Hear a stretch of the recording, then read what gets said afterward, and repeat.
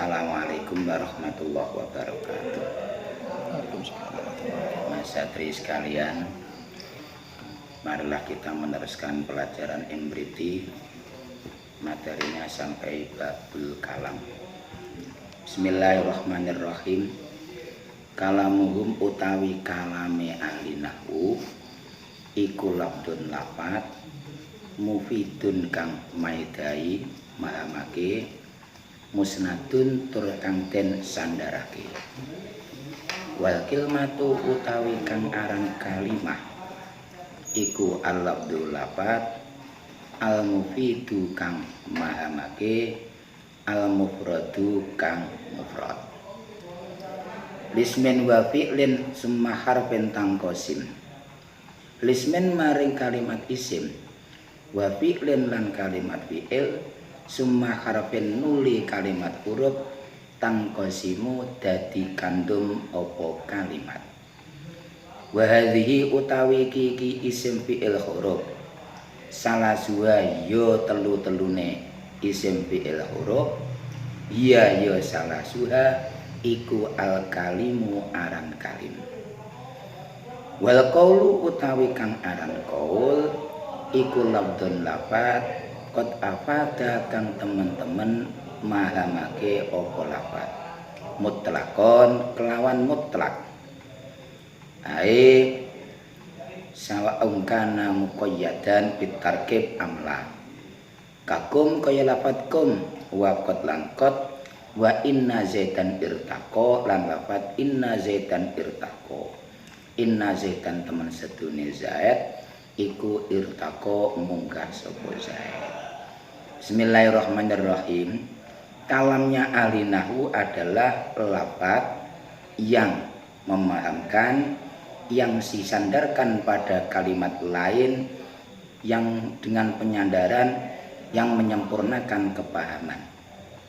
Sedangkan kalimat adalah lafaz yang memberikan kepahaman dan mufrad. Kalimat dibagi menjadi kalimat isim, kalimat fi'il, kalimat huruf. Ketiga-tiganya isim fi'il huruf itu disebut kalim. Wal qaulu labdun qad afada mutlaqo. Sedangkan yang dinamakan qaul adalah lafaz yang memberikan kepahaman secara mutlak, seperti kum, qad, dan inna zaidan irtaqo. Demikian kejelasannya. Kalam menurut ahli nahwu adalah satu lafaz. Yang dimaksud lafaz di sini maksudnya adalah suara yang memuat sebagian huruf hijaiyah yang jumlahnya ada 28. Seperti lafaz zaitun. Lah, zaitun itu merupakan suara ya di dalamnya ada za, ada ya, ada dal.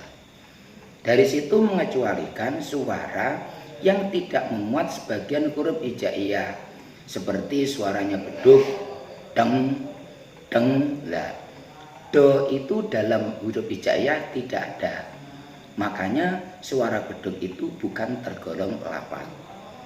Kemudian qaid yang nomor 2 harus mufid, memberikan kepahaman. Artinya lafaz itu harus ada, harus bisa dipahami, harus memberikan kepahaman. Kalau nanti lafaz itu tidak memberikan kepahaman, maka susunannya tidak disebut kalam. Seperti lafaz daizun, kebalikan dari zaitun. Kalau zaitun itu orang yang diberi nama dengan nama Zaid, ada kepahamannya. Tapi kalau daizun itu tidak ada maknanya, tidak ada kepahamannya, maka itu tidak dinamakan mufid. Atau lagi mesti contohnya ingkoma zaitun, jumlah syartiyah.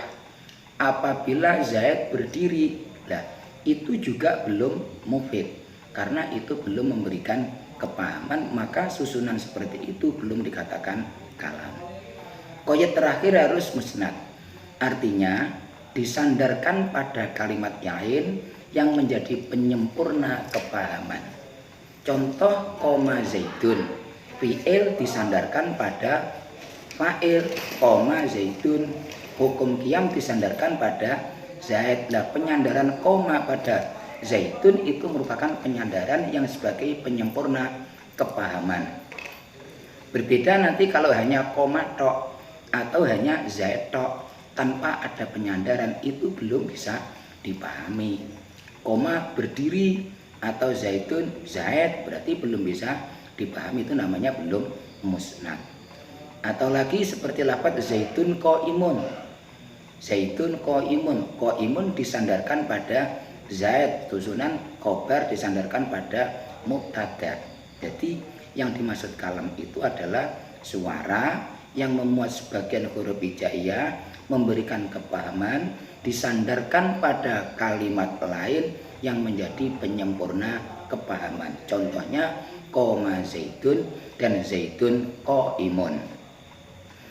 Kemudian kalimat adalah atau kalimat yang merupakan bahan dari susunannya kalam adalah lafaz yang mufid, yang mufrad.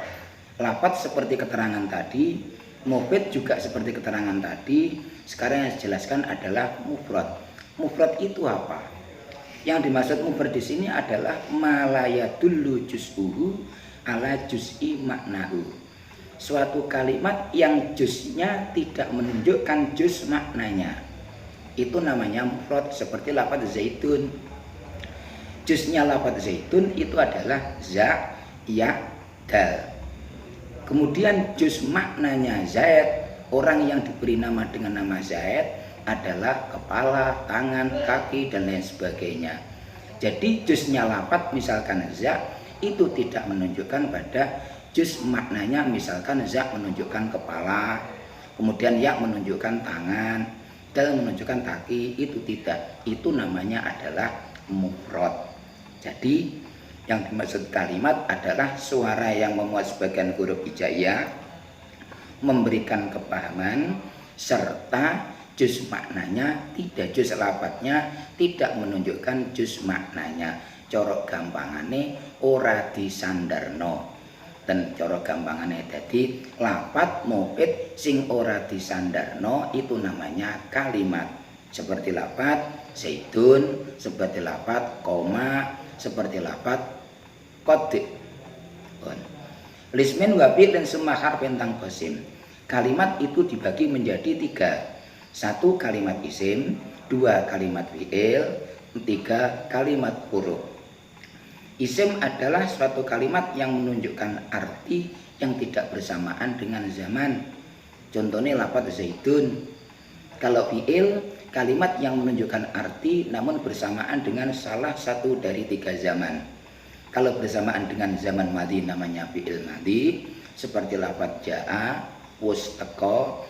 Kalau bersamaan dengan zaman hal atau istiqbal namanya adalah fi'il mudhari', seperti lafadz yaji'u, lagi teko utawa bakal teko. Yang ketiga adalah kalimat huruf. Yang dimaksud dengan kalimat huruf di sini adalah kalimat yang mempunyai makna ketika bersamaan dengan kalimat yang lain. Contohnya huruf jer. Marortu bizaitin, huruf jer ba. Ba itu mempunyai makna ketika bersamaan dengan lafadz zaitun, ketika bersamaan dengan lafadz marro. Kalau hanya ba itu sendiri, ini tidak mempunyai makna yang bisa dipahami. Nah, dari keterangan ini yang dimaksud dengan kalimat huruf itu adalah kalimat huruf yang punya arti. Kalau nanti tidak punya arti, ini tidak dimaksud dalam kalimat huruf sebagai bagian dari pembagiannya kalimat. Contohnya seperti seperti huruf hijaiyah. A, ba, ta. Itu tidak punya arti. Itu tidak dimaksudkan huruf dalam pembagian kalimat. Wahadi salah suayal kalim. Kumpulnya isim, fi'il, dan huruf itu disebut kalim. Contohnya inna zaitan irtaqo. Inna kalimah huruf, zaitan kalimah isim, irtaqo kalimah fi'il. Lah kok ketiga-tiganya itu kumpul maka disebut kalim. Yang terakhir adalah qaul. Qaul itu apa? Qaul adalah lafdzun qad afada mutlaqo. Lafaz yang memberikan makna, yang memberikan kepahaman secara mutlak. baik disusun atau tidak disusun, asalkan memberikan kepahaman, itu dinamakan qaul. Seperti lafaz kum, fi'il amar, itu tersusun fi'il dan fa'il. Seperti qad, yang mana qad itu ada yang litahqiq, ada yang litakrib, ada litahqiq, ada yang litakrib. Qad itu juga memberikan kepahaman. Seperti lafaz lagi inna zaidan irtaqo, itu yang disusun. Inna zaidan irtaqo. Jadi lafaz zaidan itu yang asalnya terkait mubtada khobar, karena kemasukan inna menjadi isimnya inna, kemudian khobarnya itu menjadi khobarnya inna. Itu merupakan asalnya susunan mubtada khobar, berarti itu tersusun. Nah, ini namanya adalah qaul. Qad, kum, itu namanya adalah qaul. Sebetulnya kalau diurut, kum itu kalam, kum itu kalam, juga kalimat. Kalau qad tidak bisa dikatakan kalam, tapi dikatakan kalimat, juga dikatakan qaul. Kalau inna zaidan irtaqo dikatakan kalam, kemudian satuan-satuannya itu dikatakan kalimat, tapi susunannya tidak bisa dikatakan kalimat. Terus inna zaidan irtaqo itu juga dikatakan kalim. Demikian pertemuan kali ini, kurang lebihnya mohon maaf. Wassalamualaikum warahmatullahi wabarakatuh.